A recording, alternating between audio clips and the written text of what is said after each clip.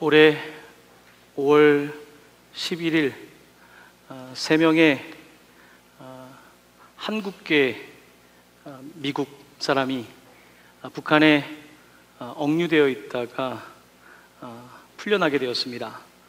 그들의 이름은 김동철, 토니 킴, 김학송입니다. 이들 중에 두 분은 목사님이고, 이들은 북한에서 선교 사역을 하다가 붙잡혀서 고초를 겪게 되었습니다. 아마 그곳에 있으면서 풀려날 수 있을까라는 생각을 했을 것입니다.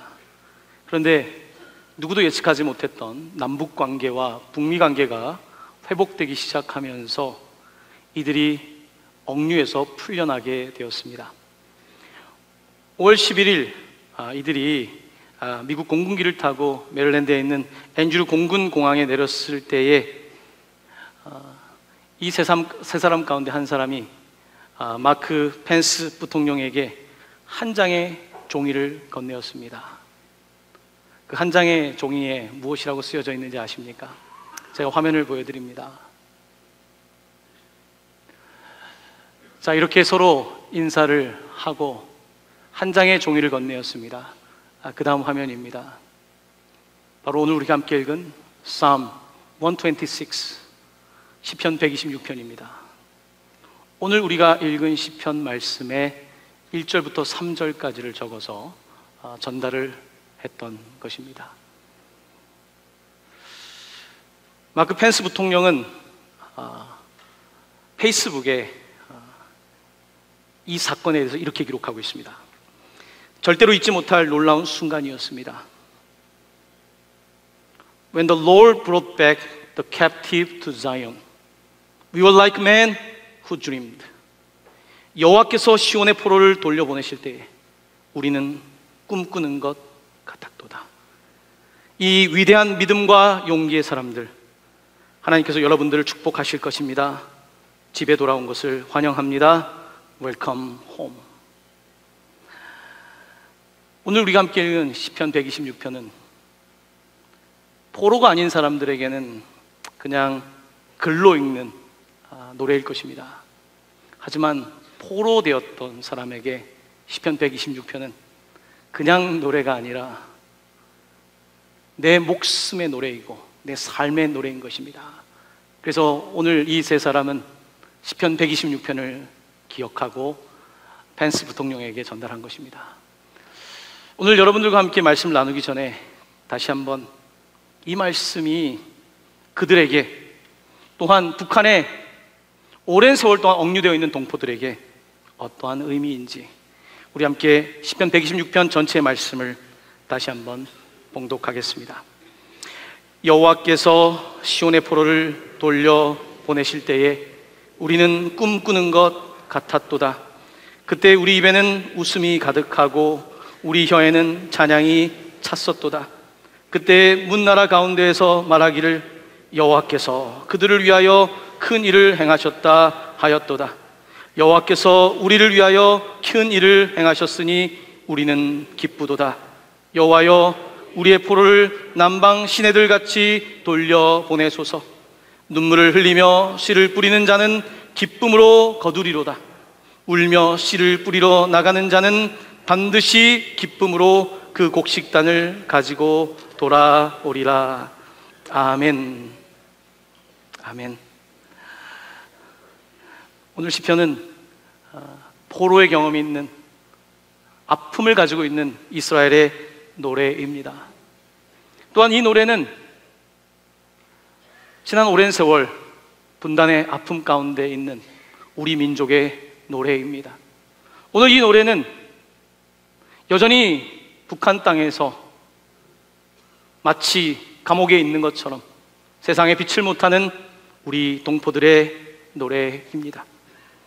오늘 이 시편을 읽으며 저는 설교를 쓰는 와중에 수차례 눈물을 멈출 수가 없었습니다. 마치 내가 북한에 있는 것처럼, 마치 세 사람의 포로들이 나올 때 느꼈던 그 감격이 제 마음에 있었기 때문입니다. 오늘 시편은 성전에 올라가는 노래라고 그 앞에 타이틀이 적혀 있습니다. 시편 120편부터 134편까지 15편의 시편이 성전에 올라가는 노래입니다. 이 노래는 이스라엘 백성들이 예루살렘에 올라가면서 실제로 불렀던 노래입니다. 찬양입니다. 예루살렘에 올라가면서 그들이 어떠했겠습니까? 볼 때마다 감격하는 거예요.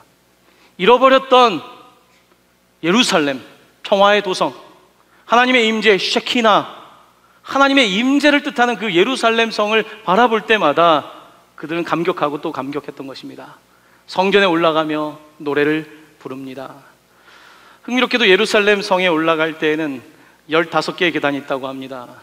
마치 성전에 올라가는 노래가 15편인 것처럼 한 계단 한 계단 올라가며 오늘 126편은 7번째 계단입니다. 저는 오늘 말씀을 읽으며 통일을 준비하는 대한민국에 서 있는 곳이 어쩌면 15개의 계단 가운데 7번째 계단이 아닐까라는 생각을 했습니다. 포로로에서 벗어나는 그날이 아직 우리에게 멀지만 우리가 지금 그 과정을 가고 있다라고 하는 생각에 목이 메었습니다. 하나님께서는 하나님의 백성을 부르시며 그들에게 고난도 주십니다. 이스라엘은 가장 고난을 많이 받은 백성 가운데 하나입니다. 나라를 잃어버렸고 지금은 22개 아랍 국가에 둘러싸여 있는 강원도만한 나라이지요. 고난 속에서 그들은 왜 고난을 견뎌냈어야 될까요? 600만이 학살당한 사건 이후에 하나님을 버려도 됐을 것만 그들은 왜 여전히 예루살렘에서 예배하고 있는 것일까요? 그들은 자신들이 프리스틀리 네이션, 제사장 나라라고 하는 사실에 대한 확신을 갖고 있는 것입니다. 열방 가운데서 우리가 제사장 나라라는 것입니다. 하나님의 백성, 하나님의 영광을 위하여 선택된 백성이라는 것입니다. 하나님의 백성들은 고난을 받습니다. 대한민국의 역사도 그렇습니다. 이 민족에게 고난이 있습니다. 일제강점기의 시기와 한국전쟁은 우리 민족에게 큰 아픔이며 아직도 해결되지 않은 깊은 상처입니다. 하지만 하나님께서는 왜 이 민족에게 이와 같은 고난을 허락하셨을까? 아마 이 민족도 제사장 나라가 아닐까? 하나님은 이 민족을 제사장 나라로 삼아 주신 것입니다. 이 민족을 통하여 하나님의 나라가 서기를 원하시는 것입니다. 여러분 아시다시피 평양은 20세기 초반에 동방의 예루살렘이라고 불렸던 도성입니다. 이곳에 그리스도인들의 숫자가 폭발적으로 증가했습니다. 선교사들은 역사 속에 이렇게 말합니다. 영국, 웨일스, 미국, 인디아에서 있었던 선교보다 더 뜨거웠었던 선교 현장, 복음의 현장이 바로 평양이었다고 1907년 평양 부흥회에 대해서 그렇게 표현합니다. 바로 그 도성 예루살렘의 회복을 우리가 함께 바라보며 오늘 말씀을 묵상하고 있는 것입니다. 오늘 본문 말씀은 이렇게 시작됩니다. 여호와께서 시온에 포로를 돌려보내실 때에 우리는 꿈꾸는 것 같았도다. 꿈. 여러분, 포로에서 풀려나기 위해서는 꿈을 꿀 수 있어야 합니다. 바벨론 70년의 포로 생활 가운데 꿈을 꿨던 것입니다. 꿈. 포로 생활이고 내 몸은 바벨론에 있지만 예루살렘 꿈을 꾼 거예요. 주님이 임재가 있는 그곳을 향한 꿈을 꾸었던 이스라엘이 결국은 돌아오게 된 것입니다. 오늘 우리에게도 꿈이 있어야 합니다. 오늘 우리 민족에겐 어떤 꿈이 있습니까? 오늘 우리 교회에는 어떤 꿈이 있습니까? 여러분의 가정에는 어떤 꿈이 있습니까? 성경은 꿈의 위대함에 대해서 말합니다. 꿈이 없는 백성은 망한다고 말씀합니다. 잠언서 29장 18절은 이렇게 말씀합니다. 묵시, 비전이 없으면 백성이 방자히 행하거니와. 우리의 삶이 무질서와 혼돈 가운데 들어가는 이유는 비전과 드림이 없기 때문이라는 것입니다. 꿈과 비전이 없을 때 사람들은 더 높은 목적을 향하여 나아가지 못하기 때문에 자신들의 자리 싸움을 하게 되고 권리 싸움을 하게 되고 갈등하게 되어 있는 것입니다. 그러므로 묵시가 없으면 백성이 방자해진다라고 잠언의 지혜는 우리에게 말씀하고 있는 것입니다. 성경에 가장 백성들이 방자하게 행했던 시절이 있었습니다. 바로 사사시대입니다. 가장 어두웠던 사사시대의 마지막 사사였던 사무엘 시대의 성경 말씀은 이런 구절을 우리에게 전하고 있습니다. 화면에 있는 사무엘상 3장 1절 2절 말씀을 함께 봉독합니다. 아이 사무엘이 엘리 앞에서 여호와를 섬길 때에는 여호와의 말씀이 희귀하여 이상이 흔히 보이지 않더라. 엘리의 눈이 점점 어두워가서 잘 보지 못하는 그때에 말씀도 희귀하고 이상, 비전도 보이지 않았다는 것입니다. 사람들이 다 보이는 것만 따라 살아가는 거죠. 심지어 그때 이스라엘 대표하는 엘리라고 하는 제사장의 점점 눈이 어두워졌다는 거예요. 성경은 그의 실제적인 눈이 어두워졌다는 것뿐만 아니라 영적인 눈이 어두워졌음을 증언하고 있는 것입니다. 꿈이 없는 백성은 결국은 혼란과 무질서에 들어가게 되는 것을 보게 됩니다. 이스라엘은 어려움 속에서 그들도 혼란을 경험할 때가 있었죠. 하지만 꿈을 꾸는 백성이었던 것을 보게 됩니다. 오늘 본문에 대한 주석가들의 몇 가지의 해석을 보면 흥미롭습니다. 히브리어는 서양 언어만큼이나 시제, 현재, 과거, 미래가 좀 더 불명확합니다. 그래서 늘 해석의 여지를 남긴다고 합니다. 자, 오늘 본문의 말씀을 읽을 때에 시온의 포로를 돌려보내실 때 우리가 꿈꾸는 것 같았도다라고 하는 말씀이 미래적인 사건인지 아니면 이미 있었던 사건에 대한 고백인지가 아주 명확하진 않습니다. 오늘 시편에는 과거인 것 같기도 하고 미래인 것 같은 사건이 혼재되어 있는 것을 보게 됩니다. 이것은 이스라엘 사람들의 언어뿐만 아니라 그들의 역사 속에도 있습니다. 이스라엘 사람들은 우리가 절기 예배라 그러죠. 참 절기를 잘 따라가는 사람들입니다. 그들은 초막절을 지키고 유월절을 지키고 대속죄를 지키고 절기를 지킵니다. 절기를 지키며 과거를 방문합니다. 창세기의 이야기를 다시 읽습니다. 출애굽기 이야기를 듣습니다. 아브라함과 족장들의 이야기를 듣고 또 들으며 그들은 과거로 돌아가게 됩니다. 과거 이야기를 통해서 그들은 어디로 갈까요? 미래로 돌아갑니다. 과거에 함께 하셨던 하나님께서 우리와 함께 하실 것이다. 아브라함의 하나님께서 오늘 우리의 아버지시다. 우리는 아브라함의 자손이다. 과거와 현재와 미래가 상당히 믹스되어 있는 세계관을 가지고 살아가는 것이 바로 유대인들의 특징입니다. 그렇습니다. 꿈을 꾼다는 것은 여러분 시간 개념이 파괴되는 것입니다. 꿈을 꿀 때 과거의 어린 시절로 돌아가지 않습니까? 때때로는 하늘을 날지 않습니까?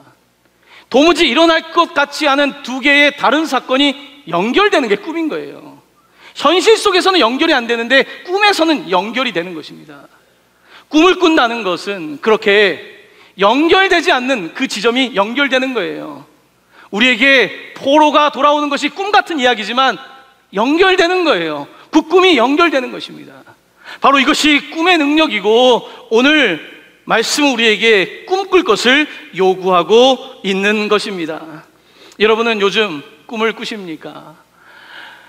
최근에 어떤 성도님을 신방을 하게 되었는데 결혼한 이야기를 들어보니까 장인어른이 말씀이 별로 없는 분인데 이제 승낙을 받아야 되는데 딱 한 가지를 물어보셨대요. 한 가지 질문이었답니다. 자네는 머리로 사는 사람인가 가슴으로 사는 사람인가? 제가 여러분께 물어보겠습니다. 여러분은 머리로 사는 사람입니까? 가슴으로 사는 사람입니까? 그때 그 집 아들이 이렇게 답변하더라고요. 머리와 가슴으로 사는 사람이 돼야 된다고. 둘 다 살면 좋지만 그 질문의 핵심은 뭡니까? 가슴으로 사는 사람, 꿈꾸며 사는 사람. 이왕 산다면 꿈꾸며 살아야 되지 않겠습니까? 안 돼도 꿈은 꿔야 되지 않겠습니까? 된다는 믿음으로 꿈꾸는 것, 이것이 하나님의 백성들의 삶인 것입니다. 사랑하는 성도 여러분, 요즘 가슴이 좀 안 뛰십니까? 가슴 뛰는 은혜가 있기를 바랍니다. 요즘 꿈이 잘 안 보이십니까? 꿈꾸는 은혜가 있기를 바랍니다.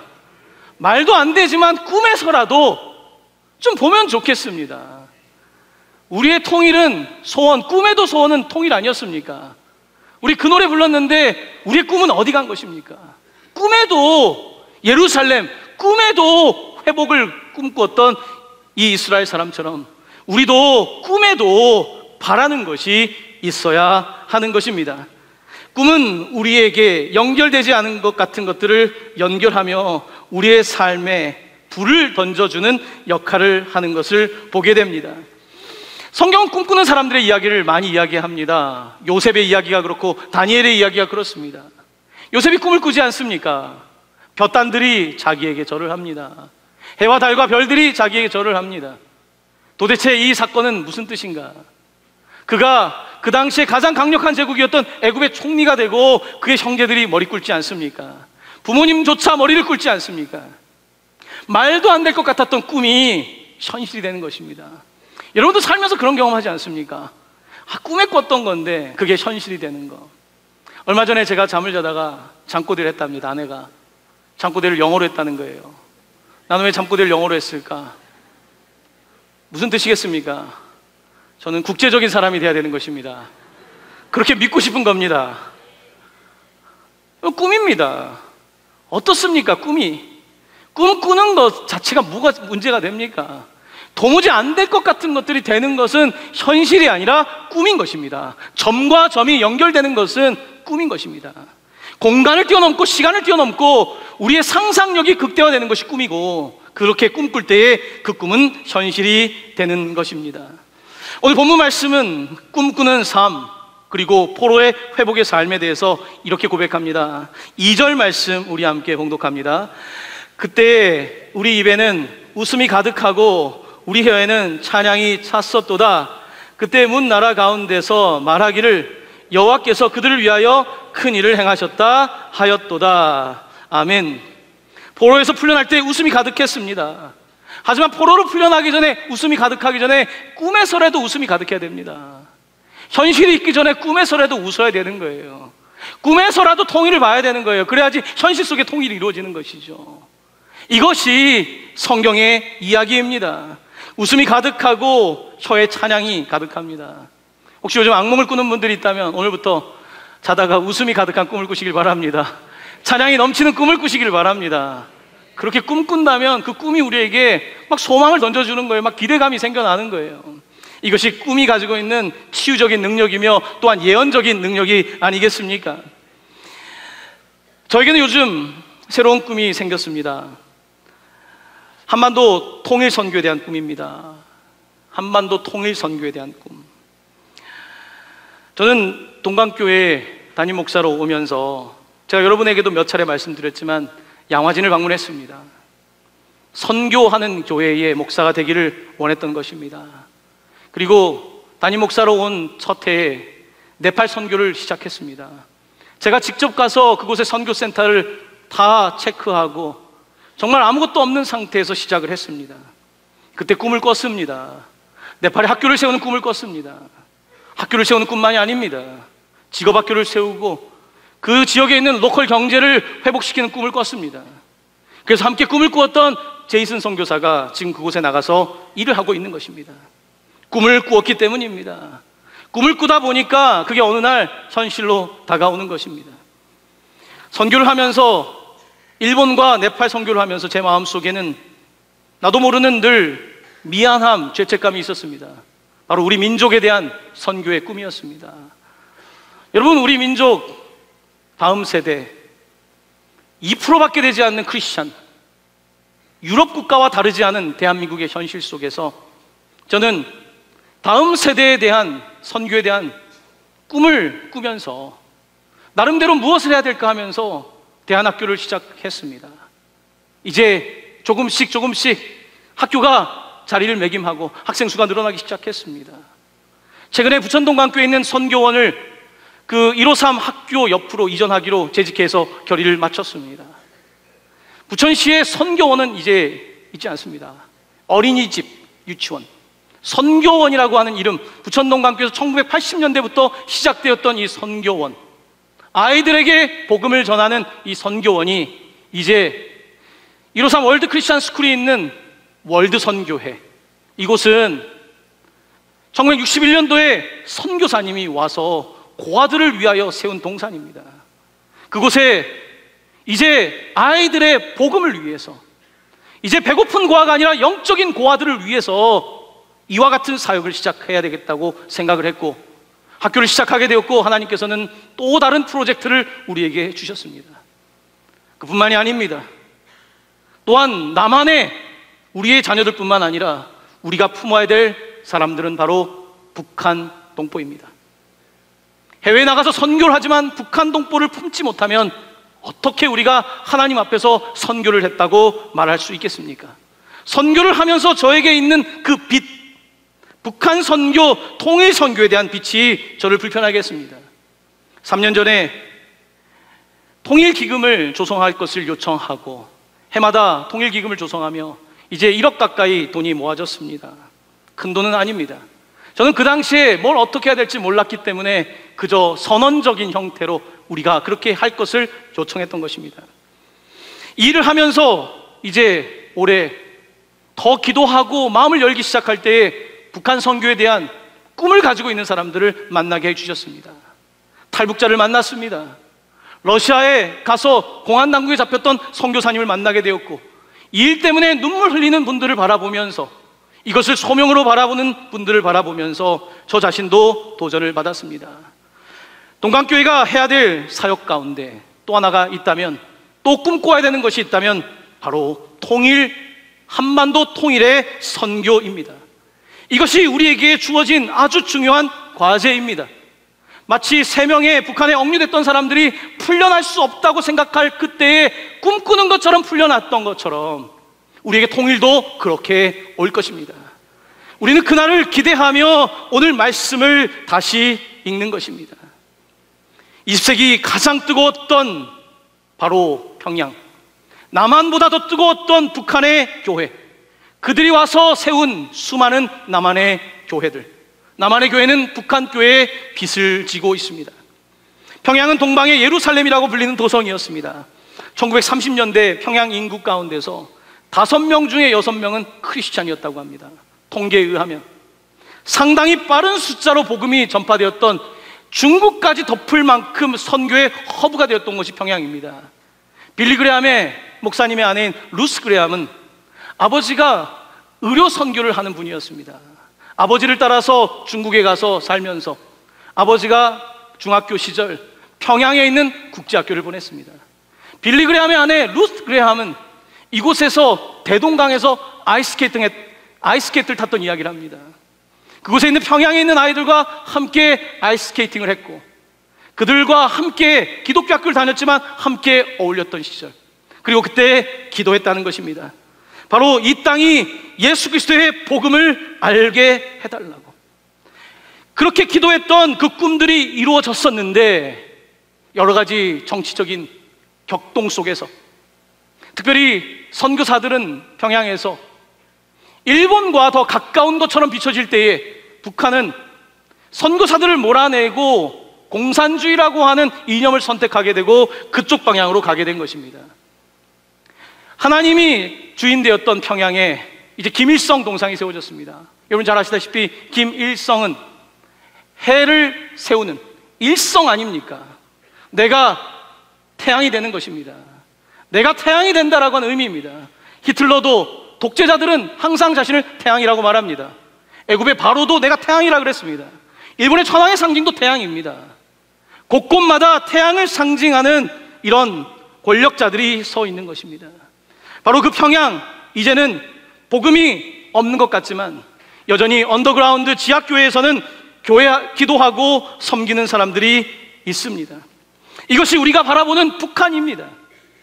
저는 북한 선교를 조금 관심을 가지면서 최근에, 오늘 종교개혁주일인데 종교개혁가 이름이 마틴 루터인데, 마틴 루터라고 하는 이름의 중국을 통해서 북한 선교를 하는 선교사님이 쓴 영어로 된 책인 Back to Jerusalem이라는 책을 읽기 시작했습니다.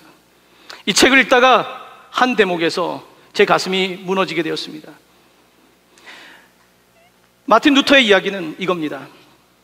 남한이 북한을 위해서 기도하고 있는데 과연 남한의 교회가 북한을 복음할 수 있을까? 물질주의에 빠져버린 남한의 교회의 영적 능력으로 과연 북한의 부흥을 가져올 수 있을까? 이렇게 질문합니다. 선교사들은, 북한을 품고 기도하는 선교사들이 이렇게 대답합니다. 오히려 그 반대일 가능성이 높다. 오히려 북한 교회가 남한 교회를 회복하게 될 것이다. 핍박과 박해를 견뎌온 북한의 교회와 성도들이 남한의 교회의 부흥을 가져올 것이다. 남한 교회는 북한 교회 덕분에 오히려 순수성을 회복하며 교회교, 말을 만들었습니다. 크리스찬어티, 기독교가 아니라 철치아너티, 교회에서 크리스찬어티로, 그리스도교로 전환될 것이라고 하는 상당히 아주 파격적인 이야기를 합니다. 그 이야기는 무슨 뜻입니까? 오늘 우리 남한 교회가 북한 선교를 할 수 있는 힘이 있습니까? 힘이 있습니까? 과연 할 수 있습니까? 북한의 탈북자가 한국에 들어와 3만 명이라고 합니다. 탈북하면서 기독교 단체나 선교사를 통해서 복음을 듣는 경우도 많습니다. 하지만 현재 탈북자 가운데 기독교인은 3%에 지나지 않습니다. 우리는 우리 옆에 있는 탈북자를 품기 어려운 사람들입니다. 지금 한국 교회는 먼 나라의 선교는 품을 수 있지만 가까운 곳을 품기에는 너무나 연약한 교회가 되었습니다. 영적인 능력이 많이 상실되어 있습니다. 순수성을 잃어버렸습니다. 복음을 잃어버렸습니다. 그렇게 하다 보니 외국의 사람들의 눈에는 대단한 한국 교회가 한반도를 변화시킬 것이 아니라 북한의 언더그라운드 철치가 오히려 한국의 갱신과 변화를 가져올 거라고 지적하고 있는 것을 보게 됩니다. 여러분, 이것이 오늘 우리의 영적인 실태입니다. 영적인 고아가 되어버린 우리 자녀들의 이야기이며 영적인 그런 목적을 잃어버린 바로 우리의 모습입니다. 우리는 오늘 종교개혁주의를 맞이하며 다시 한번 깨어나야 합니다. 우리 민족은 빨리 속히 성공신화에서 깨어나야 합니다. 한국교회도 성공신화에서 깨어나야 합니다. 다시 복음을 붙잡아야 합니다. 다시 하나님의 꿈을 꾸어야 합니다. 그 꿈은 한반도 통일의 꿈입니다. 억누른 자들이 포로에서 풀려나는 그런 꿈입니다. 이 민족이 복음으로 통일되는 그 꿈인 것입니다. 그렇게 될 때에 오늘 복음은 뭐라고 말합니까? 이스라엘만 꿈꾸는 것이 아니라 이렇게 기록하고 있습니다. 그때 문 나라 가운데서 말하기를, 문 나라들이, 우리 주변에 있는 주변국들인 일본과 중국과 러시아와 미국과 같은 나라들이 말하기를 여호와께서 그들을 위하여 큰일을 행하셨다. 여호와께서 이 백성들을 사용하셔서 이렇게 행하셨다라고 말하게 될 거라는 것입니다. 그 일을 하기 위해서 우리는 어떻게 해야 합니까? 다시 기도해야 되는 것입니다. 다시 기도하고 이 일에 우리의 마음을 모아야 되는 것입니다. 여러분, 꿈꾸는 것은 어쩌면 어렵지 않을 수 있습니다. 꿈의 약점이 뭔지 아십니까? 꿈의 약점은 지속성이 없다는 것입니다. 꿈은 꾸고 나서 끝날 수 있습니다. 꿈을 지속하기 위해서 반드시 있어야 되는 것은 바로 기도입니다. 오늘 본문은 꿈꾸는 것으로 끝나지 않습니다. 여러분, 성경에 오늘 4절 말씀을 함께 보기를 원합니다. 함께 봉독합니다. 여호와여, 우리의 포로를 남방 시내들 같이 돌려 보내소서. 기도입니다. 주님, 우리의 동포들을 남방 시내들 같이 두만강, 압록강, 대동강, 한강, 낙동강으로 이어지기까지 마치 강의 흐름을 막지 못하는 것처럼 억류되었던 이 포로들을 다시 풀어주십시오. 이렇게 기도하고 있는 것입니다. 기도는 끊어진 것을 연결하는 것입니다. 기도는 회복하는 것입니다. 점과 점을 연결하는 것이고, 끊어진 사람들을 연결하는 것이고, 도로와 철도를 연결하는 것뿐만 아니라 끊어진 마음을 연결하는 것이고, 끊어진 역사를 연결하는 것이고, 무엇보다 끊어진 하나님과의 관계를 연결하는 것입니다. 바로 이것이 우리가 기도해야 될 이유입니다. 하지만 오늘 우리의 삶을 보십시오. 우리의 삶의 꿈은 어디 간 것입니까? 우리의 삶의 꿈은 도대체 어디 갔습니까? 꿈꾸는 것처럼 살면 좋을 텐데 땅만 바라보며 살고 있지 않습니까? 우리의 삶의 기도는 어디가 있습니까? 막연한 이야기만 하고 있지 우리의 삶의 진실한 기도는 어디에 있습니까? 간절히 원한다면 기도할 수밖에 없는 것입니다. 꿈을 꾸었다면, 믿는다면 기도는 자연스럽게 나오는 것입니다. 우리가 꿈을 잃어버리게 될 때에 우리에게 기도의 줄도 끊어지는 것입니다. 저는 오늘 여러분들에게 도전하고 싶습니다.